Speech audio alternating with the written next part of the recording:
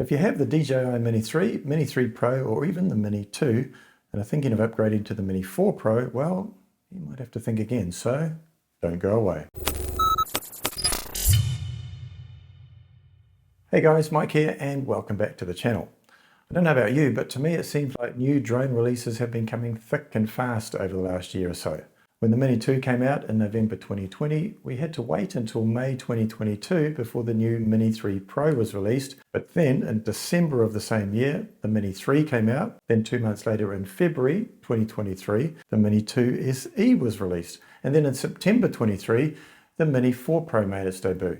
Now, you could be forgiven for getting a little bit grumpy if you'd invested in one or more of these drones, thinking you'd get at least a couple of years out of it before you'd have to think about being tempted by the latest and greatest flying camera. Now, the reality is that you might not have needed the newest drone, but part of you wants it, right? I sold my Mini 2 and upgraded to the Mini 3 Pro not long after it came out. My first flight included me throwing it off the balcony of our high-rise apartment because I thought I could throw launch it like I could the Mini 2.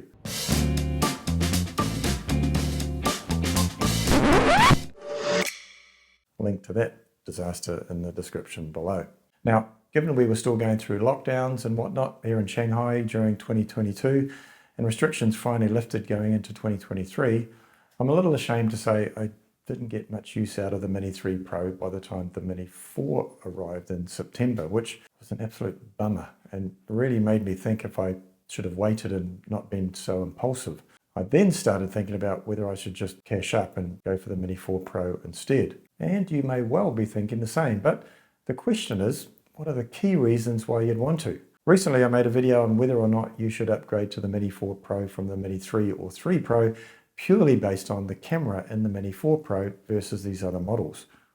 You might be a little bit surprised at the result. I'll leave a link to this video in the description below. So in my mind, there are some key differences between the two models, in particular the Mini 3 Pro and Mini 4 Pro, that you may want to consider.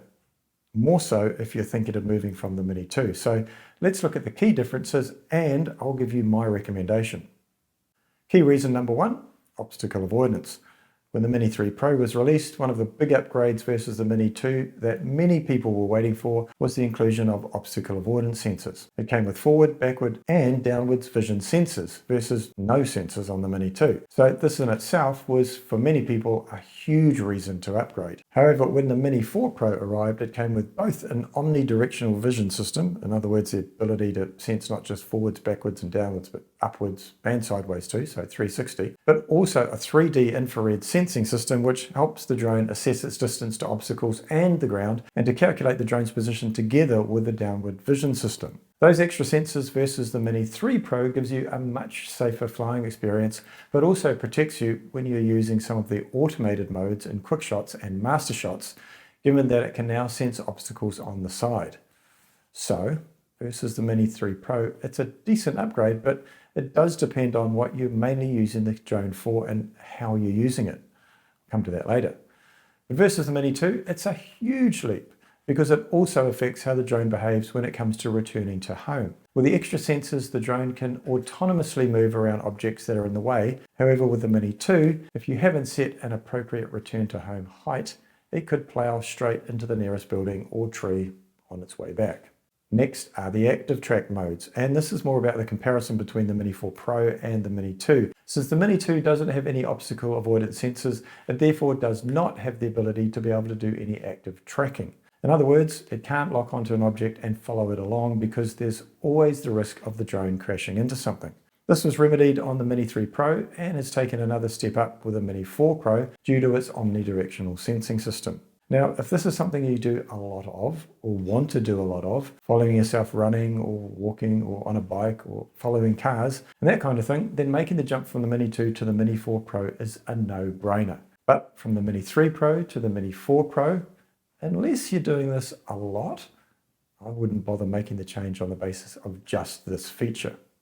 Master Shots is a shooting mode that automatically keeps the subject in the center of the frame, and then the drone performs a sequence of moves such as orbits, dronies, and rocket shots, among others. Now, these are cool sequences that you can use in your own edits, and that in some cases are tricky to perform manually. So it's great to be able to select the subject and hit go. Using master shots, the DJI Fly app can also automatically create a short, cinematically composed clip based on your chosen template, which is a fun way to add some polish to your footage without extensive editing if you wanted to use it. The Mini 3 Pro comes loaded with intelligent flight modes and automated shot options, and these make capturing professional-looking shots easier than ever, even for beginners. Now, these are essentially the same for the Mini 3 Pro and 4 Pro, but some, such as master shots and hyperlapse, are not featured at all on the Mini 2, once again primarily due to its lack of obstacle avoidance. This was one of the key reasons I got the Mini 3 Pro over the Mini 2, so if you'd like to get some cinematic shots to include in your own edits, then it's worth a move from the Mini 2.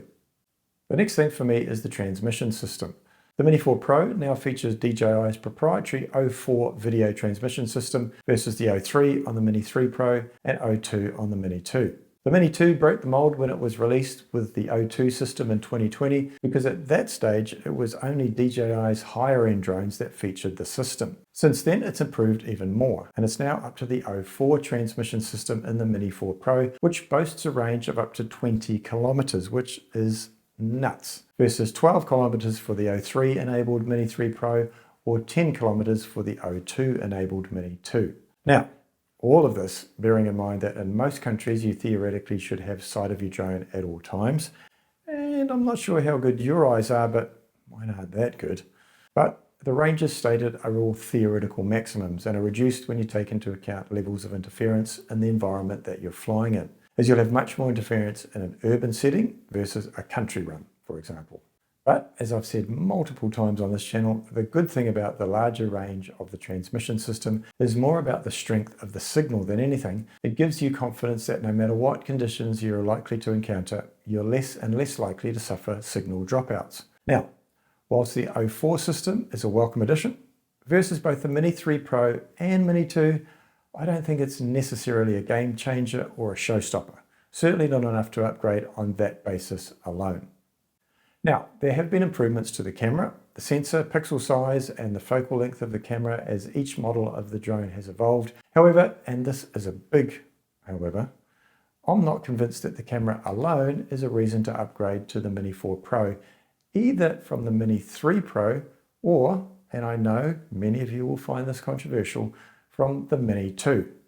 Now, I've made a video on the option of upgrading purely on the basis of the camera. I'll put a link to that in the description below.